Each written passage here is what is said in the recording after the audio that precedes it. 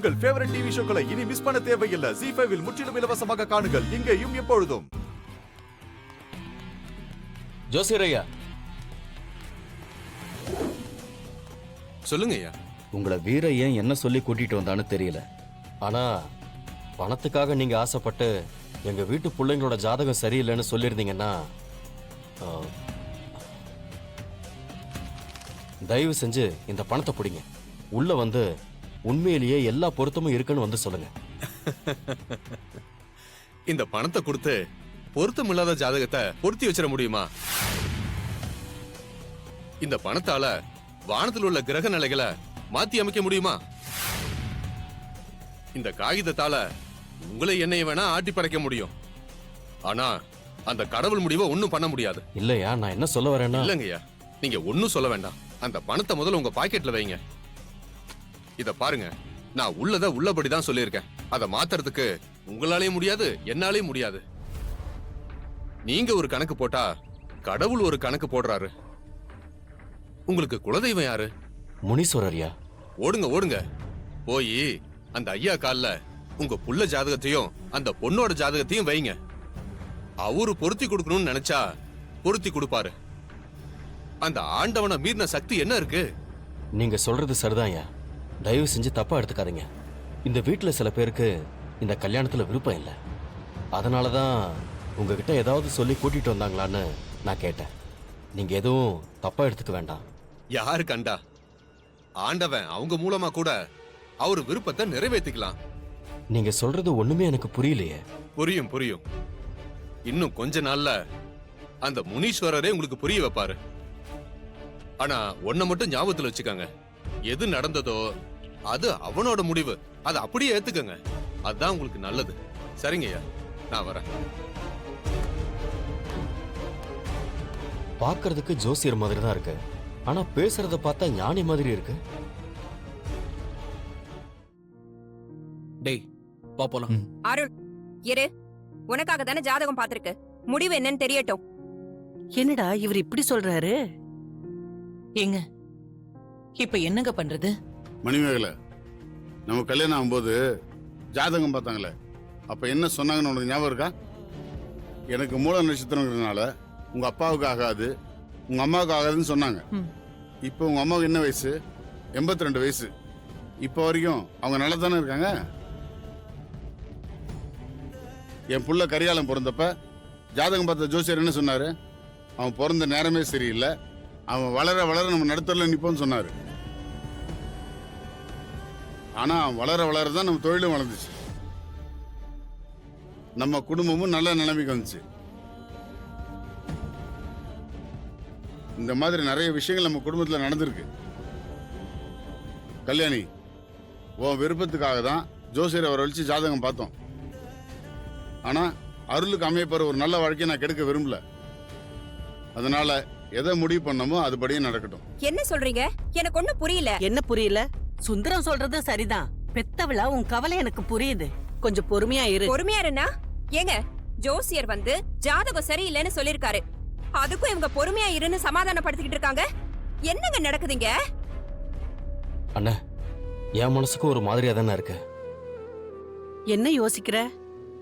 நீ எவ்வளவு பெரிய தைரியசாலி. நீயே இப்படி உடைஞ்சு போலாமா? ஜோசியர் தான் கோயிலுக்கு போய் வேண்டிக்கங்கன்னு சொல்றாருல்ல. வேண்டுதலை விட பெரிய விஷயம் என்னையா இருக்கு? உடனே கோயிலுக்கு போவோம், நம்ம குலசாமி கிட்ட குறையெல்லாம் கொட்டுவோம். கண்டிப்பா அவன் நம்ம பிரச்சனையை தீர்த்து வைப்பான்.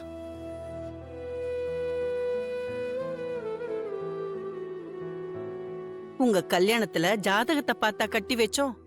நீங்கெல்லாம் நல்லா இல்ல, நம்ம பிள்ளைங்களும் நல்லா இருப்பாங்க. நம்பியா? ஆமாங்க தம்பி, அத்தை சொல்றதும் சரிதான். நம்புங்க, நல்லபடியா கோயிலுக்கு போயிட்டு வந்துருவோம். சரிம்மா, நாளைக்கே நம்ம எல்லாரும் குலதெய்வம் கோயிலுக்கு போயிட்டு வருவோம்.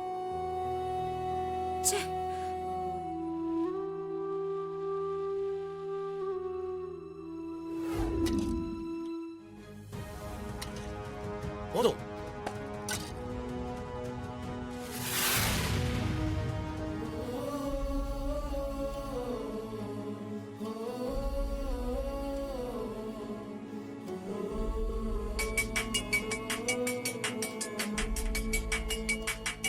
என்ன உங்க அண்ணன் ஃபோன் பண்றாரு?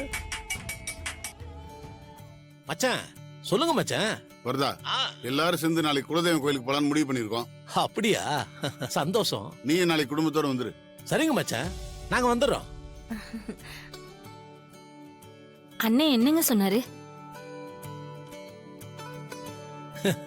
உங்க அண்ணன் கிட்ட இருந்து போன் வந்ததுமே உன் முகமெல்லாம் பயங்கர பிரகாசமாயிருச்சு. நாளைக்கு குலதெய்வம் கோயிலுக்கு போகலாம்னு சொல்லியிருக்காரு. நானும் குடும்பத்தோட வரேன்னு சொல்லிட்டேன். சரிங்க. என்ன ரொம்ப சந்தோஷமா இருக்குல்ல உனக்கு? நீ எதுக்கு சந்தோஷப்படுறன்னு எனக்கு நல்லா தெரியும். நாளைக்கு கோயிலுக்கு கண்டிப்பா உன் அக்காவும் அக்கா பொண்ணும் வருவாங்க. அவங்க கிட்ட போய் கொஞ்சம் குலாவணும்னு தானே நினைக்கிற? இங்க பாரு, உங்க அண்ணனுங்க இருக்கிற தைரியத்துல அவங்க கிட்ட பேச்சு வச்சுக்கிட்டு இருந்த, அதுக்கப்புறம் நான் மனுஷனாவே இருக்க மாட்டேன் சொல்லிவிட்டேன்.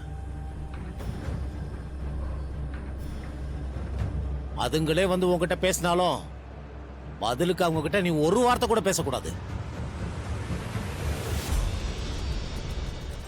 போனமா சாமி கும்பிட்டமா வந்தமான்னு இருக்கணும். அதை விட்டுவிட்டு உன் அக்கா மேல இருக்கிற பாசத்துல எனக்கு தெரியாம ஏதாவது செஞ்சேன்னு வச்சுக்க, அப்புறம் நடக்கிறதே வேறையா இருக்கும்.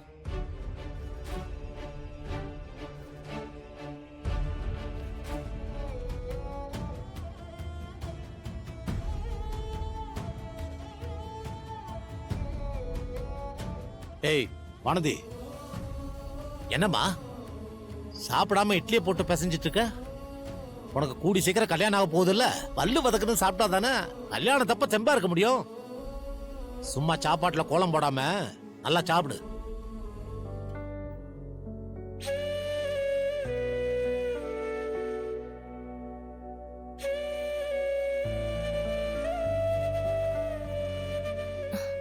வானதி, உங்க அப்பா இப்படி எல்லாம் பேசிட்டு போனாலும் என் மனசுக்குள்ள ரொம்ப சந்தோஷமா இருக்குடி. நாளைக்கு ஒரு நாள் தானே எங்க அக்கா கூட பேச முடியாது. ஆனா நீ என் அண்ணன் வீட்டுக்கு தானே மருமகளா போக போற. ஏய் என்னடி சாப்பிடாம அப்படியே எந்திரிச்சு போற? எனக்கு சாப்பிடவே பிடிக்கல. ஏய் வானதி, ஏய் சாப்பிடவே பிடிக்கலையா?